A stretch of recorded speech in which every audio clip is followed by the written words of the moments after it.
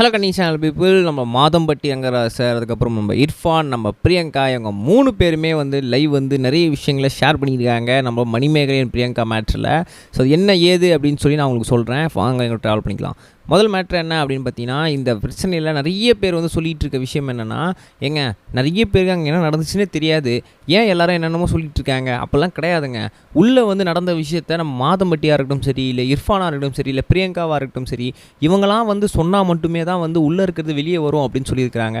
But கூடிய சீக்கிரம் இவங்க 3 பேரும் வந்து உள்ளே இருக்க விஷயத்தில் என்ன நடந்துச்சு, ஏது நடந்துச்சு அப்படின்றத சொல்லுவாங்க அப்படின்னு சொல்லி எக்ஸ்பெக்ட் பண்ணிகிட்டு இருக்கலாம். ஏன் அப்படின்னு பார்த்தீங்கன்னா, நம்ம செஃப் தாமு சாரை பொறுத்த வரைக்கும் வந்து பெரிய அளவில் எதுலையும் வந்து அவர் வந்து பெருசாக வந்து தலையிட்டு இருக்க மாட்டார். ஸோ அதனால் வந்து ரங்கராஜ் சார் புது கண்டஸ்டன்ட் அப்படின்றதுனால அவர் கண்டிப்பாக வந்து பொதுவான கருத்துக்களை ஜட்ஜுன்ற முறையில் வந்து பிரியங்கா சைடும் சரி, மணிமேகலை சைடும் வந்து தரப்பில் வந்து லைவ் வந்து சொல்லுவார் அப்படின்ற மாதிரி எதிர்பார்க்கப்படுது. நம்ம இர்ஃபான் பொறுத்த வரைக்கும் அக்காடா தம்பிடா அப்படின்னு சொல்லி மாற்றி சுற்றிட்டு இருக்காங்க. ஸோ அப்படி இருக்கும்போது கூடிய சீக்கிரம் அவங்களுமே வந்து அக்காக்காக என்ன நடந்துச்சு, ஏது நடந்துச்சு, இந்த மாதிரி விஷயமா அந்த மாதிரி விஷயமா அப்படின்னு சொல்லி எல்லாத்தையும் வந்து அவர் வந்து எக்ஸ்பிளைன் பண்ணுவார் அப்படின்னு சொல்லி எதிர்பார்க்கப்பட்டுருக்கு அப்படின்னு தான் சொல்லணும். கண்டிப்பாக இர்ஃபான் வந்து பண்ணக்கூடிய ஆள் தான். ஏன்னா வந்து நிறைய விஷயங்களை அவர் வந்து ரிப்ளே ரிவெஞ்செலாம் கொடுத்துருக்காரு லைவ் வந்து. ஸோ அதனால் இந்த விஷயத்தையுமே எக்ஸ்பெக்ட் பண்ணிகிட்டு இருக்காங்க. நம்ம பிரியங்கா பொறுத்த வரைக்குமே வந்து அவங்க வந்து மெயின் கல்ப்ரிட். ஏன் அப்படின்னா, அவங்க தான் வந்து முக்கியமான கண்டஸ்டன்ட்டே. இப்போ மணிமேகலை வர்சஸ் பிரியங்கா தான் போயிட்டுருக்கு. ஸோ அப்படி இருக்கும்போது மணிமேகலை அவங்க சைடில் இருக்க எல்லா தரப்பில் இருக்க விஷயத்தையுமே சொல்லிட்டாங்க. ஆனால் பிரியங்கா இன்னும் எதுவுமே சொல்லலை அப்படின்னும் போது அவங்களுமே வந்து கூடிய சீக்கிரம் லைவ் வந்து என்ன நடந்துச்சுப்பா, என்னோட சைடில் இருக்க தப்பு என்ன, என்னோட சைடில் இருக்க நல்லது என்னன்னு சொன்னால் மட்டும்தான் மக்களுக்கு தெரியும். ஸோ அதனால் கூடிய சீக்கிரம் இதெல்லாம் வந்து எதிர்பார்க்கப்பட்டுருக்கு. கண்டிப்பாக வந்து இதுக்கான பதிலடிகள் கிடைக்கும் அப்படின்னு சொல்லி அதெல்லாம் எதிர்பார்த்துட்ருக்காங்க.